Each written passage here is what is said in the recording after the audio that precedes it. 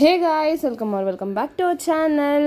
ఇవాళ మనం చూడబోయే రెసిపీ పాలకూర పప్పు. అవునండి, హోటల్లో మనం ఫస్ట్ వెళ్ళాక ఆంధ్ర మీల్స్ అడిగామంటే పప్పుల పొడితో పాటు నెయ్యి పెడతారు. దాని తర్వాత పెట్టేదే ఈ పాలకూర పప్పు. ఇది చాలా మందికి నీళ్ళగా అయిపోతుంటాయి, లేదంటే అంత టేస్ట్ బాగోదు.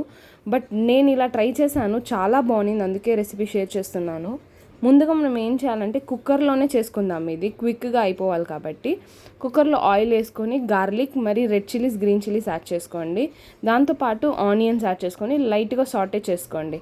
మీరు టమాటోలు ఎక్కువ యూస్ చేస్తారంటే చింతపండు యూస్ చేయకండి. నేను ఇక్కడ టమాటో కాస్తే వేసాను కాబట్టి చింతపండు యూస్ చేశాను.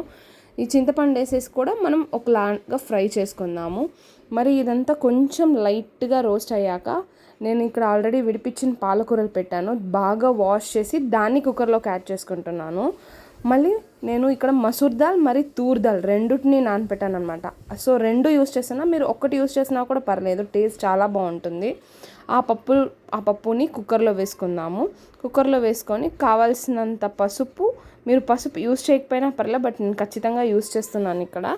పసుపు మరి రాళ్ళుప్పు ఈ రెండు వేసేసి తగినంత నీళ్ళు, ఇది థిక్గా రావాలి కాబట్టి నేను హాఫ్ గ్లాస్ నీళ్ళు మాత్రమే పోసాను చిన్న గ్లాస్లో, ఎందుకంటే కూరకు కూడా నీళ్ళు వదులుతాయి. అందుకని కుక్కర్లో స్లో ఫ్లేమ్లో 4 విజిల్స్ పెట్టుకోండి, అంతే.